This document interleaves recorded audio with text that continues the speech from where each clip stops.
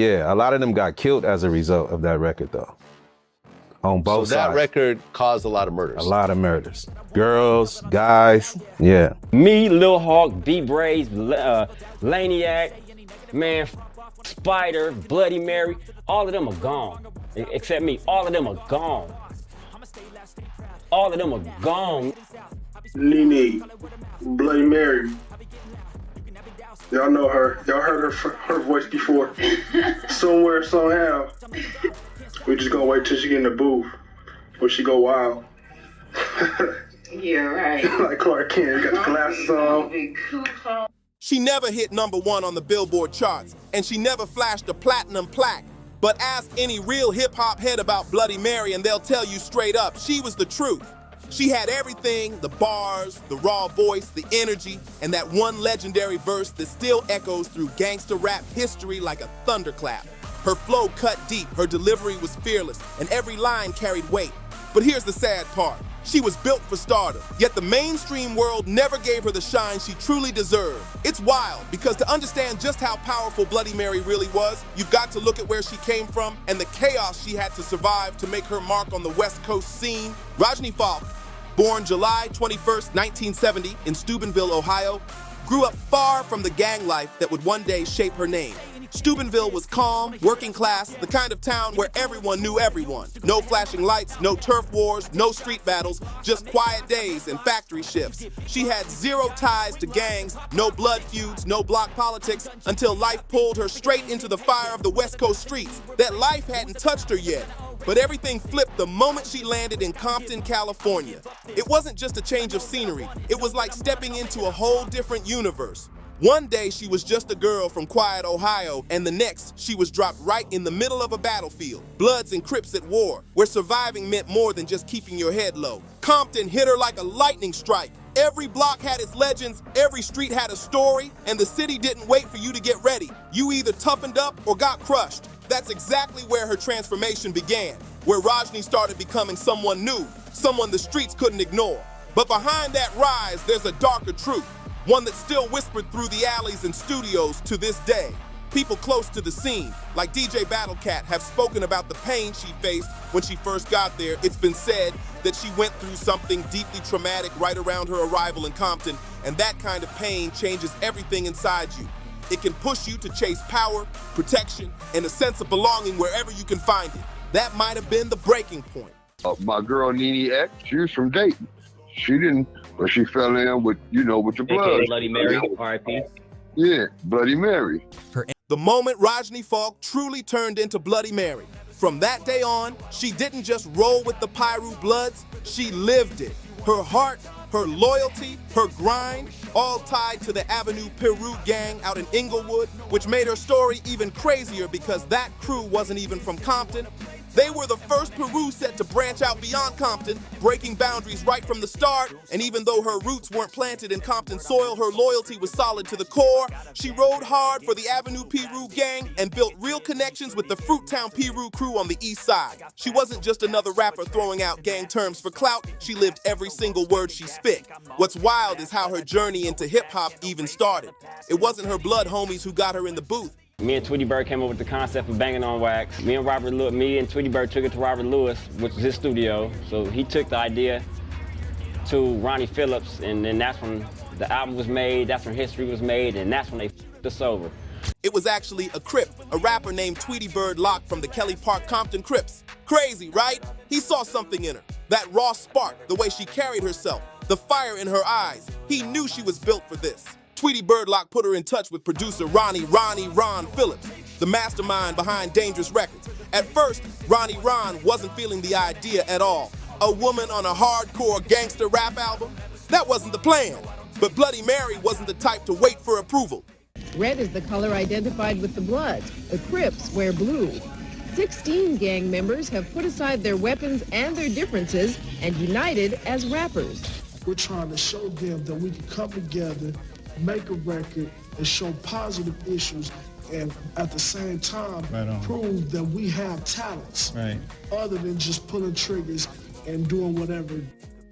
She showed up ready to prove herself. She made sure they knew she was taking that mic, whether they liked it or not. Nobody was ready for what came next. By 1993, the LA rap scene was on fire. NWA had already ripped the city's truth wide open, and Bloody Mary was about to add her own explosive verse to the mix. Ice Cube was spitting truth straight to power, and Snoop was flipping Long Beach slang into pure poetry. But while all that was shaking the charts, something real heavy was brewing underneath the surface. Out in the streets, real gang members were watching rappers blow up, cashing in on stories about a life they never actually lived. They were tired of seeing so-called studio gangsters getting rich off the pain, blood, and struggle that came from their reality. I mean, I didn't know half the guys, but they came there, no violence. I mean, it was a little confrontations, but when everybody understood, hey man, we're here to make records. We're not here to fight and kill each other. We're here to make records. It was cool. From that frustration came one of the boldest ideas ever dreamed up in West Coast hip-hop, something so wild it almost sounded impossible. Two men, OYG Redrum 781 from the Avenue Peru gang and Tweety Bird Locke from the Kelly Park Compton Crips, decided to flip the script completely. What if, instead of shooting at each other, Bloods and Crips hit the same record? Not to fight, but to rap. Bars instead of bullets, verses instead of violence. They wanted to prove that the streets had talent, not just tension. The vision was simple but powerful. Take that same fire from the block and turn it into music, money, and a message. So they took the plan to producer Ronnie Ron and pitched it as a way for real gang members to make cash without spilling blood. 16 voices from the street stepped up. 8 Bloods, 8 Crips, all ready to speak their truth loud and raw for the world to hear. That project became Banging on Wax, and right in the heart of it all stood Bloody Mary, bringing heat, passion, and real street energy that couldn't be faked. She chose her own name, Bloody Mary, a name that sent chills down spines and demanded respect all at once. It was dark, bold, and powerful, a reflection of everything she had survived and everything she was about to become. But getting Bloods and Crips together under one roof, that was a whole different kind of war. Later on down the line, we will put these away, you know what I'm saying, to be able to kick it amongst one another without having to say, down that's Blood, or I'm a Crip, you know what I'm saying? We can just kick it. Homeboys, you know what I'm saying? It's gonna be black ones, yeah, it's gonna be a black thing. At the start, nobody wanted to share space, let alone make music side by side. The tension in that studio was thick enough to slice through. Crips on one side, Bloods on the other, eyes locked, hands close to the heat they brought in from the streets. Tech 9s, AKs, .357s. The room was packed with pressure and pride. Producer Ron Phillips had his hands full trying to keep it all from exploding. He had to remind everyone again and again that the studio was neutral ground. Whatever beefs existed outside, they had to stay out there. The only shots allowed inside were lyrical ones. The mic became their weapon, and the booth turned into the battlefield. And somehow, against all odds, it worked! The energy was electric, and once the verses started flying, the focus shifted from anger to artistry. The crew banged out the entire Banging on Wax album in just 2 weeks. No long deadlines, no fake hype, just raw passion and skill straight from the streets. When it dropped on March 9th, 1993, the reaction was explosive. The streets went wild because this wasn't some industry fantasy. This was real life on record. You could feel every struggle, every rivalry, every ounce of truth in every bar. Sure, both sides traded lyrical shots on the tracks, but they also proved something huge. Rap could be a new way to fight back, a safer way to unleash the rage and tell their story without another body hitting the ground. The album Banging on Wax shocked everyone. It climbed all the way to number 86 on the Billboard 200. And when the smoke cleared, it had moved over 500,000 copies. For a raw, underground street project made by real people from the block, not polished studio artists, that was massive. It was proof that fans weren't just chasing radio hits anymore. They were hungry for something real. The streets wanted the truth, unfiltered, uncut, and unapologetic. Bloody Mary's voice was stamped all over that record. She tore through tracks like Rip a Crab in Half, No Way Out, and CK Ride, delivering her bars with pure venom and confidence. But the moment that cemented her legacy forever came from one song, Piru Love. Piru Love wasn't just another Blood anthem. It was a movement built around that silky, funk-heavy sample of Zapp and Rogers' Computer Love. The track fused street energy with smooth West Coast soul. It brought together 4 Blood artists, Lil Stretch, Redrum 781, Lil Leak, CK, and of course, Bloody Mary herself. Together, they created something timeless, something that reached beyond colors and set boundaries, shaking.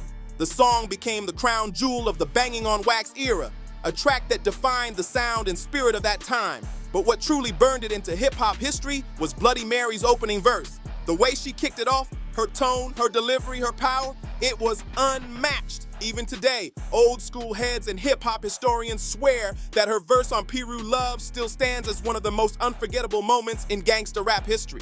She took just 16 bars and turned them into a map of the entire Blood universe. Every word hit with purpose. Every name she dropped was a real set, a real block, a real story.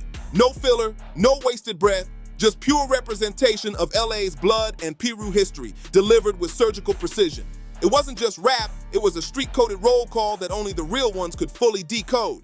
They wanted me to diss my enemies, to diss the red side, and all these different things. And I was like, man, that's crazy. I was like, what you people trying to do here? Like that's crazy. I wouldn't even be able to live. Bloody Mary kicked it off with fire spitting. Now in the body of Bolton, Lime Hood is down with the mob, Hollywood and Cross Atlantic off of Botten Boulevard. Every town has an Elm Street, but not a Freddy Krueger, don't get caught in the jungles or a park called Looters. That wasn't just clever wordplay, that was geography through rhythm. She was naming real hoods, real people, real corners of the map. To anyone who knew LA's gang layout, her lyrics were confirmation that she wasn't fabricating a thing, she lived this. She knew every block, every cross street, every line that divided respect from danger, then she kept it rolling. On Rosecrans past Oleander at the light, Treetop is to the left, Fruittown is on the right, 151s and Westside Perus lay past dark, and the only other blood hood is Campanella Park. Line by line, set by set, she painted the picture. Lime Hood, Hollywood, Cross Atlantic, Elm Street, Treetop Piru, Fruittown Piru, all her people, all her roots. It was like she was weaving a living map in real time, and every listener could see the red lines stretching across the city. But she didn't stop there. She kept naming more: bounty hunters, outlaws, rolling 30s, 6 deuce brims, her delivery fierce, her pride unshakable. She connected hoods like Cabbage Patch, Center Park, Harvard Park, and Hawthorne, linking neighborhoods that might have never shared turf, but shared something deeper. The same flag, the same code, the same fight. With every bar, she bridged worlds, showing that unity and pride could exist even in a city divided by streets and survival. Bloody Mary wasn't just dropping names, she was documenting a legacy, one verse at a time. Cabbage Patch, Center Park, Harvard Park, Athens Park, 2 Scottsdale neighborhood, Hawthorne waterfront, all Pirus. She laid it out like a city blueprint, calling out every set with pride and precision. Then came LA Denver Lane, the Pasadena Avenues, Bloodstone, Inglewood Family, the Pueblos, Bloodstone Villains, Black Pea Stones, Circle City, and Eastside Bishops. She shouted them all out like family. Every name carried history, respect, and survival. And just when you thought she was done, she dropped the final hit, a line so fierce, so unforgettable, it still gets quoted in the streets today. She ended that verse with the MGs, Queen Street, VNGs, ain't no stopping the Village Town, Eastside Pain, Crenshaw Mafia, Bebop Watts, City Stones, and the Skylines. Don't say cuz blood, this is Peru all the time.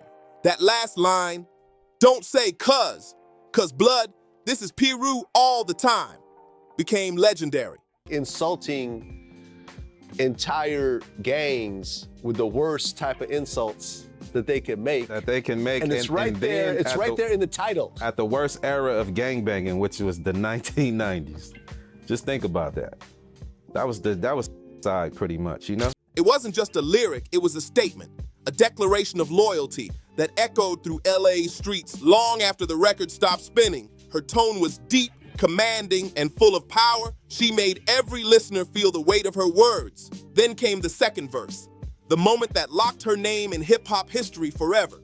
She dropped the now iconic bar, Piru is Crip in reverse, but the C's on its back. That one line hit like a bomb across the West Coast. It was bold, clever, and perfectly delivered in her low, booming voice, the kind that could shake a studio to its foundation.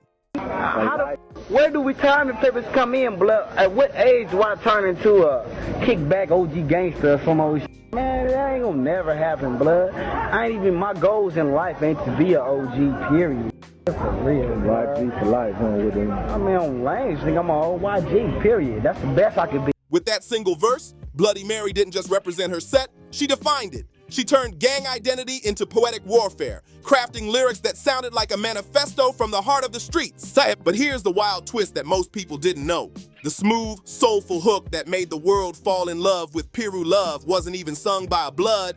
The vocals came from Eclipse, a Crip from Compton. That right there was the true message of Banging on Wax. No matter how deep the rivalries ran, no matter how much history split the city apart, for one brief moment, the music rose above it all. Bloods and Crips came together, not for war, but for art, proving that even in chaos, unity could still make something timeless. Bloody Mary didn't just build a name, she carved her place in history. She stood out, not only as the only woman on Banging on Wax, but as one of the sharpest and most fearless voices to ever rise out of the gangster rap era. Her verses hit with purpose, her delivery demanded attention, and after Piru Love lit up the underground, everybody knew Bloody Mary was next up. The streets already knew her name, the critics respected her pen, and the hip-hop world was watching closely. By 1994, she was ready to step into her own spotlight, dropping her debut solo album, She's Dangerous, under her new alias, Nene X. The record didn't climb the Billboard charts, but that was never the mission. This project was her statement, proof that she didn't need a whole crew, a gang cipher, or a posse cut to hold her weight. She could grab a mic solo and still dominate the track. Even before her solo release, Nene X had already been making serious noise in the game. She linked up again with her longtime collaborator, yes, a Crip, producer Tweety Bird Locke, showing the world that music could cross lines that the streets couldn't. Their partnership actually started back in 1992, even before Banging on Wax was a thought. You can catch her raw, unfiltered fire on Tweety Bird Locke's 187 Ride-By album, where she went off on tracks like My D is Prejudice, Coming Out the Cage, and Murder One. Those songs were gritty, political, and heavy with the tension of early 90s Los Angeles. Pure street realism wrapped in pounding bass and uncut emotion, and Nene X slid right into that sound like she was born for it. Her verses hit with fury, attitude, and confidence, giving the project that authentic edge only someone from her background could bring. It was also around this time that she proved something powerful. The unity from Banging on Wax wasn't just for show or studio peacekeeping, it was real. She and Tweety Bird Locke, coming from rival worlds, stood as living proof that even when the streets were divided, hip-hop had the strength to bridge that gap. And Bloody Mary, now Nene X, was the heart of that movement. Then out of nowhere, a beef erupted straight from Miami. Luther, Uncle Luke Campbell decided to take aim at the entire West Coast, dropping a track called Cowards in Compton, where he straight up disrespected LA, making it sound like the Compton streets were soft. That hit a nerve. And you already know, Bloody Mary wasn't the type to stay quiet about it. She fired back hard with a savage diss record known as F Luke, sometimes called Crush. And this wasn't just another rap beat. This was bigger. She turned her response into a full-on statement of unity and defiance, something that cut deeper than music. Instead of keeping it one-sided, she reached across the lines, pulling together Bloods and Crips to stand side by side for the city's pride. Bloody Mary linked up with Red Room 781, repping the Bloods, and brought in Tweety Bird Locke and AWOL from Kelly Park Compton Crips, a mix that nobody saw coming. For a moment, the red and blue lines didn't matter. The only thing that counted was protecting the name of Compton. On the track, Mary made it crystal clear, there ain't no cowards in Compton. And she meant every word. Her voice hit with pride, her delivery sharp as a blade, sending a message that echoed across both coasts. It wasn't just a diss, it was a declaration that the West was united, that respect had to be earned, not assumed. But even with all that power behind the mic, the grind wasn't easy. Behind the scenes, the business side was cold and unfair. Deals didn't match her hustle, and the industry, just like the streets, wasn't showing her the love or loyalty she gave to it. Even with her name buzzing in the streets and her momentum rising, Bloody Mary slammed headfirst into one of the biggest traps of that era. Shady, independent labels. She started realizing that all the hustle, all the energy she was pouring into her music wasn't adding up when it came time to get paid. The checks weren't matching the grind, and the respect was missing too. Her label, Dangerous Records, was stacking up dispute after dispute, and the money situation was getting ugly. Even producer Ron Phillips later admitted that he felt like a flunky to the white-owned distribution system. The same system that was tossing crumbs to the artists while keeping the real profits locked away at the top. It was exploitation in plain sight, and Mary wasn't having it. Once she saw what was really going down, she made the bold move. She cut ties completely. She wasn't chasing fame anymore. She was chasing ownership. She wanted to control her art, her image, and her money. And that's when fate stepped in with a wild twist. That same year, her break came from one of the most feared and powerful names in hip-hop at the time, Suge Knight. Suge was running Death Row Records like a mafia empire, backed by muscle, money, and street connections that ran deep through the mob Piru Bloods. He already had his ear to the pavement, and when he heard Bloody Mary's verse on Piru Love, he was blown away. That voice, raw, fierce, commanding, had everything Suge looked for in an artist. She had the truth in her lyrics, the pain in her tone, and the authenticity that Death Row thrived on. Suge personally reached out and brought her in, officially signing her to the Death Row Records family. The deal came with a $12,000 upfront payment, a massive step up for someone who just walked away from an indie label full of royalty headaches and broken promises. And just like that, Bloody Mary, now Nene X, was part of the Death Row machine. She made her mark early with a feature on Untouchable, a hard-hitting track alongside the Lady of Rage and Storm, proving she could go bar for bar with some of the label's toughest female voices. Behind the scenes, she was grinding non-stop at Can-Am Studios in Tarzana, California, laying down tracks between 1994 and 1996, building what was supposed to become her official debut album under the Death Row banner. But by the late 90s, Death Row Records was spiraling out of control. Every week brought more chaos, lawsuits, arrests, and constant infighting tearing the label apart from the inside. What once looked unstoppable was starting to crack under its own weight. Then, in 1996, tragedy struck. Tupac Shakur's death sent a shockwave through the entire music world and completely shattered the foundation of Death Row. Suddenly, half-finished projects started stacking up in the vault, collecting dust while the empire burned. And sadly, Bloody Mary's solo album was one of the casualties. All that work, her songs, her voice, her fire, her potential, ended up buried in Death Row's archives, unheard and unseen, while she watched everything she'd fought for crumble right in front of her eyes.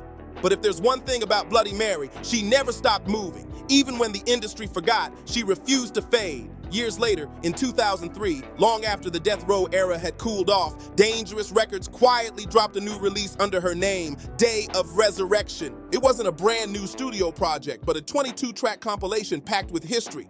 It pulled from her Banging on Wax days, her She's Dangerous material, and added a few unreleased joints that had been sitting in the shadows for years. It was a reminder of who she was and why her name still carried weight. One of the standout tracks was By Get Lifted, a sharp, aggressive song she recorded with B. Brazy, another Blood affiliate with a legacy of his own. Their chemistry was undeniable, the kind of collaboration that reminded everyone that real talent never dies. And to top it off, she came full circle with Piru Love 2002, a powerful, updated version of her biggest classic, proof that her spirit and her message were still alive and strong. Still, as much as Banging on Wax changed her life, it also showed the harsh truth about street unity. The peace that held inside the studio couldn't survive outside those doors. The same people who came together to make history eventually fell back into old rivalries. One person who witnessed it summed it up best. It didn't last long. What started as a movement for peace ended up back in the cycle of violence, because in the streets, real life doesn't follow the script. When Faces and Gang Ties got stamped on an album packed with threats, name drops, and street disses, it didn't calm the city. It ignited it.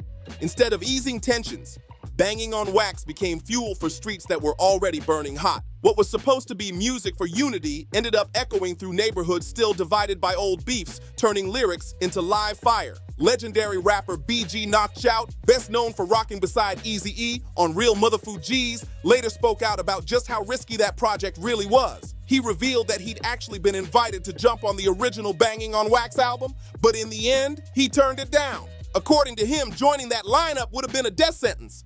Wouldn't even be able to live, he explained, and he wasn't exaggerating. To him, the whole idea was flawed from the start. Think about it. You're already at war in the streets, and now you're dissing your rivals on a major record that everyone can hear. That wasn't just bold, it was crazy. Knockout broke it down clearly. During the 90s, a time he called the worst era for gangbanging, putting out songs that publicly insulted real enemies was basically suicide. You weren't just dropping verses, you were signing your own target list. Sure, the album made the artists famous, but it also made them visible, too visible. Suddenly, the names, the faces, and the sets were known everywhere. The danger that came with that fame was real. It didn't just stay on wax, it followed them home, block to block, night after night. And tragically, the aftermath spoke louder than the music. The numbers told the story. Almost every rapper connected to Banging on Wax ended up dead or living in constant fear. One surviving member later said it in the bluntest way possible. Almost all of them are gone. What was born as a peace project became a haunting reminder of just how unforgiving the streets can be, even when the beat stops playing. That wasn't just sad, it was straight up terrifying. The reality behind Banging on Wax and everything that followed was darker than anyone expected. Take the Damu Ritas, for example. a Bloods collective that formed after banging on Wax 2. These weren't just rappers trying to sound tough. They were real soldiers from the front lines. Every lyric they spit came from lived experience, not studio imagination. But that authenticity came with a deadly price. Out of the 9 core members, 7 were killed, almost all of them murdered. It was like the streets wouldn't let them escape the life they were trying to express through music. B. Brazy was one of the most magnetic voices in the group, full of energy, confidence, and a flow that made you stop and listen. He and Bloody Mary teamed up on Be Get Lifted, a track that thumped with both pain and pride. Their chemistry was undeniable. You could feel the history, the loyalty, and the danger in every bar. But fame in their world was a double-edged sword. The more recognition they got, the bigger the target became. In May 2003, tragedy struck. B. Brazy was shot multiple times outside a motel in Inglewood. He was only 28 years old, gone way too soon. Then there was Peanut, another Denver Lane Blood known for his fire and street credibility. In 1995, he was ambushed and shot 17 times by rival Crips. Just like that, another voice silenced. Lil Lac 2 was next, ambushed while sitting in his car with his young daughter beside him. She survived, but he didn't. Then came Tiptoe, Spider, and the Mad-Eye Twins, all from the Crenshaw Mafia Bloods. One by one, they were taken out. It was like a slow, tragic chain reaction, each loss echoing louder than the last. And the heartbreak didn't stop there. It wasn't just the Bloods who paid the price. On the Crip side, the same devastating pattern repeated Eclipse. The voice behind that smooth, unforgettable hook on Piru Love and the song that symbolized unity was shot and killed in Compton in 1998. The man who sang about connection and pride became another casualty of the same violence that music tried to heal. Then there was AWOL, a respected Crip from Kelly Park, Compton, not killed by rivals but by police in 1997. Every direction you looked, life was being cut short, fast, brutal, and senseless. Meanwhile, survivors like Redrum 781, one of Bloody Mary's closest collaborators and a well-respected name in the Avenue Piru Bloods, were left to watch it all unfold. They carried the memories, the pain, and the question that hung heavy over everything. How could something that started with peace and pride end in so much loss? Redrum 781 helped turn Piru Love into pure history. It was him, Bloody Mary, and Eclipse. 3 voices, 3 raw energies, 1 unforgettable moment in West Coast hip-hop. That track wasn't just music. It was emotion, pain, and pride blended into one anthem that would outlive everyone who created it. By 2021, Redrum stood as the last surviving member of that trio. Before his own passing from cancer, he spoke openly about the pain, the funerals, and the haunting memories that followed the movement. He carried the stories of his friends like ghosts that never left his side. He once said, "Of the 3 of us on Piru Love, only I lived long enough to tell the story." That line hit harder than any lyric, because it was true. As for Bloody Mary, her journey was nothing short of legendary and heartbreaking. She survived things most people couldn't even imagine. She dodged the bullets, both literal and figurative, that came with street politics. She walked away from crooked record deals, stood tall through chaos, and kept making music while watching almost everyone around her fade away. So many of her friends, collaborators, and peers, people who were once untouchable in their prime, were lost to violence, bad luck, or the same streets that raised them. But after surviving so many battles, nobody expected how her story would end. It was a regular Monday, November 18th, 2006. Bloody Mary was in Compton, just vibing, enjoying life, cruising on her motorcycle, headed toward a Harley-Davidson event. For once, it was peace. No studio drama, no street tension, no chaos, just wind, freedom, and the open road. But in Compton, peace doesn't always last. Out of nowhere, chaos found her again. A truck, speeding recklessly while trying to flee from the police, came flying down the street and slammed straight into her bike. The crash was brutal, a complete nightmare in seconds. The impact threw her from her Harley and she hit the ground hard. Witnesses said it was horrific, the kind of crash that silences everything around it. She suffered massive trauma, crushed lungs, shattered hips, and severe brain injuries. After all the danger she'd escaped in her lifetime, the studio wars, the gang feuds, the street politics, her story didn't end in a shootout or rivalry. It ended on a quiet Compton street, stolen by a crash she never saw coming. The doctors fought hard to save her. Machines hummed and monitors beeped as they tried everything possible to keep her alive. Wires, tubes, and pure hope holding her together. For 3 long days, her family and friends prayed for a miracle. But no matter how strong she had always been, this time her body couldn't fight back. On November 21st, 2006, her loved ones faced the hardest choice imaginable, and they made the painful decision to let her go. Bloody Mary was gone at just 36 years old. And here's the part that cut deeper than any rap feud, any street war, any diss track. The person who caused her death was never truly held accountable. There were no public arrests, no names released, no trial to bring closure. It was a faceless tragedy, a reckless driver fleeing from police, vanishing into the chaos, leaving behind nothing but pain. Her family was left to piece together what little they could. Her sister confirmed the heartbreaking news, and her mother traveled all the way from Ohio back to the hometown where Rajni Falk had once dreamed of something bigger, just to bring her daughter's body home. The same woman who had escaped the fire of LA's gang wars, who had survived the violence of the streets, and who had risen from underground legend to cultural icon, was now gone because of a senseless accident. It didn't seem real. How could someone who faced so much danger, who stood tall through gunfire, betrayal, and loss, end up dying in such a random, meaningless way? She survived Compton's wildest years, outlived her peers, and walked through fire just to fall to a moment of chaos she never even saw coming. A woman who repped the Piru Bloods with pride, who turned pain into poetry and chaos into art, was taken not by a bullet, but by a tragedy that never made sense. One of the few survivors from the Banging on Wax legacy, Big Y, summed it up in one haunting line that said it all. Bloody Mary, all of them are gone except me. And just like that, another piece of West Coast history was gone, leaving behind echoes of her voice, her story, and the unshakable truth that real legends never fade. Even when the streets take them too soon, he was one of the last ones left standing, after nearly the entire lineup of that historic project had been wiped out.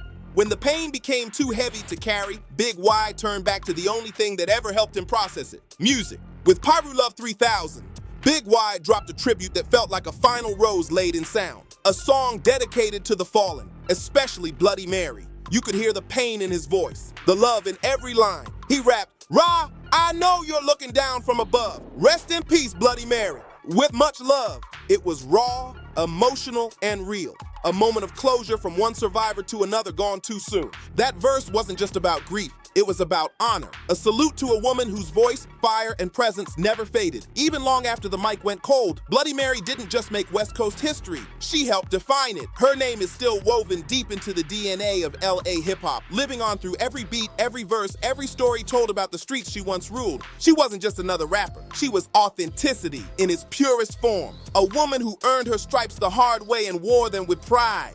Her story is more than music. It's a legacy carved into every speaker that still plays her name.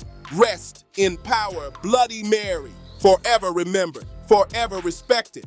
And if her story moved you, make sure to like, subscribe, comment, and share this video. Let's keep her legacy alive, because real legends like Bloody Mary should never be forgotten.